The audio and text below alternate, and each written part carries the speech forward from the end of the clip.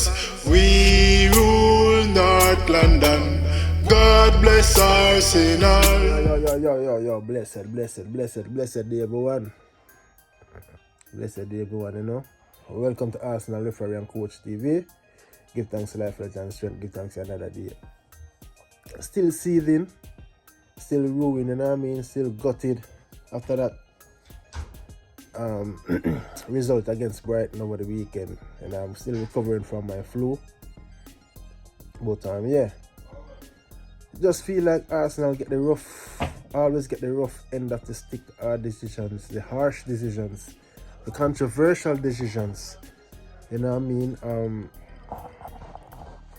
But that, you know, don't forget to like and share the content, subscribe and click the bell. We're playing Newcastle tonight, and hopefully we can get a win.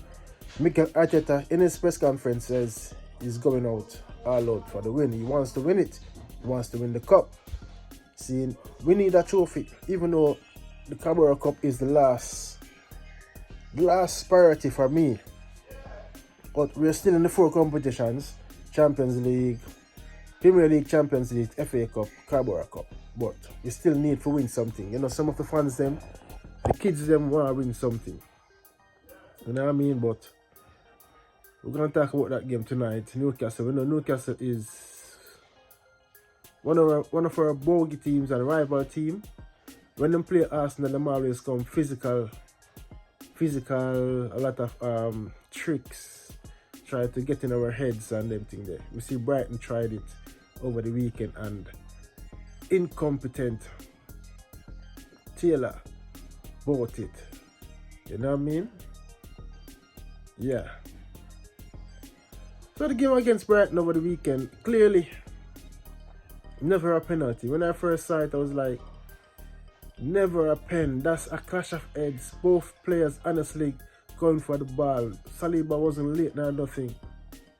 They were both challenged for the ball, honestly, and the ball touched Saliba's head because they both went in with the head. Joe Pedro had the ball, yeah, but the ball went to Saliba.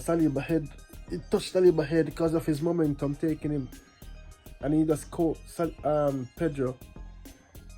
No one shouted for it, you know. No one appealed for it. But Pedro, he went down like he got shot by a gun. Milking it. Then here comes Mr. Incompetent. That gives almost 20 yellow cards in a game. Which ref ever does that?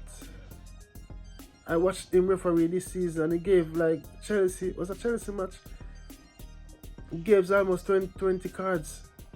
Almost everyone on the pitch got booked. And it wasn't that sort of game.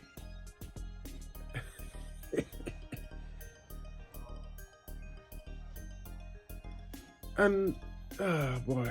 But, you know, and the VAR, they took 3 seconds. It is said that they took 3 seconds to back up Anthony Taylor.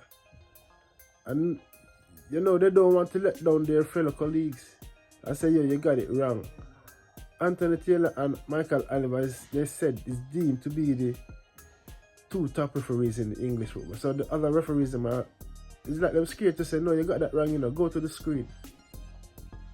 Nothing they didn't do, and 3 seconds. How can it take 3 seconds to look at a key match decision like that? You're supposed to look clearly and properly and make sure you get the correct, when you come to the correct conclusion, the correct decisions. 3 seconds and say, oh yes, a pen. Me honestly feel like Arsenal is being targeted this season. We came second twice. So this third time we were tipped as favourites to win the league. Well done to Liverpool, they're on top form and they you know what I mean, having a good run. But if Arsenal had won that game, we would have cut the points down to 3 points, knowing that Liverpool still has a game in hand. So I think they're looking at all those things. They don't want Arsenal to win the league. They rather the league go to in the Midlands. Stay in Manchester or go to Liverpool, or you know what I mean? That's my personal thought. bias. All the harsh decisions, 4 harsh decisions went against Arsenal. And 2 of those could have been man-managed. Declan Rice could have been man-managed. Simple, because he wasn't a deliberate kicking the ball away. Beltman, Awen in the Brighton player, know what he was doing. And even in that game this Saturday, Beltman kept the right back, he kept going down. As you brush against him, he's turning his back towards you, and then he's going down, and Anthony Taylor giving the foul. It's annoying. And if some referee would have told him to get up, and then he would have stopped it. Going down like he's playing a 10-year-old game, under 10s. And a few Brighton players, they keep doing it because they see that Anthony Taylor is giving the foul, and they as they go against them, they're going down on the ground. No way, no chance they would have scored a goal against Arsenal. And we would have won the game 1-0. I went on 2-0 because as the game goes on, they would have tried to come again harder and harder and harder, and maybe we would have scored the goal because Martinelli came on, even though he wasn't 100% fit, and Odegaard. I want to give a shout out to Waneri for scoring his goal as well, you know. Talented guy. But unfortunate that he got some muscular injuries. But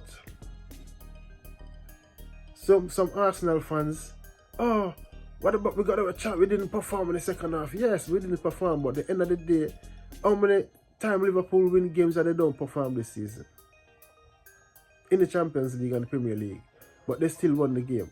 So us Arsenal fans, some of us have to understand and stop pressuring the manager and the team.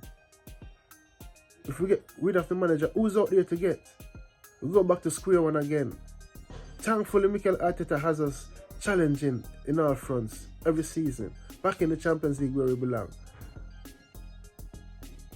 But the other saying say, one all, you lose all.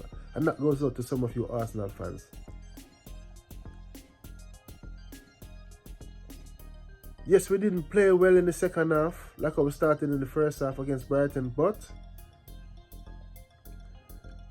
we would have won. I honestly think we would have won the game 1-0 because Brighton never had no chance of scoring.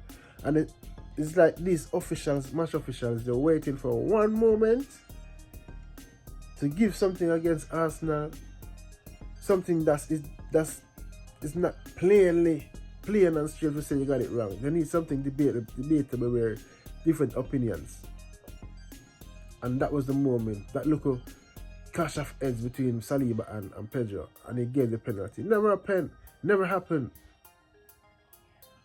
Look at the Newcastle in that said weekend, Newcastle-Tottenham. Newcastle didn't get a penalty and Anthony Gordon was in control of the ball. He beat the player, went around him, and the other player came across. Don't remember who it was, and Anthony took out Gordon in the box. Gordon was in full control of the ball. It's something similar to Saliba. But though you know I'm talking about that. The referee says, oh, it's just a coming together. But yes, still, same thing, similar thing. And the penalty, I give the penalty. Inconsistent refereeing, inconsistency. And to hear Dermot Gallagher and all of them, they're all biased and backing up them one another. I don't care. You know, but Mikel Arteta does have to brush up. The players them have to just brush themselves off and keep going, you know. The harder the battle, the sweeter the victory. Yes, man. The harder the battle, the sweeter the victory. Yes, so that's clearly bias. Yeah. Viewers and subscribers, big up on yourself. Don't forget to like and share the content, subscribe and click the bell. Look for my next vlog. I'll be talking about the Carabao Cup tonight. We'll play the first leg against Newcastle, and I give my breakdown. Yeah, man. Big up on yourself. Blessed love. Make them victorious. It's clear and obvious.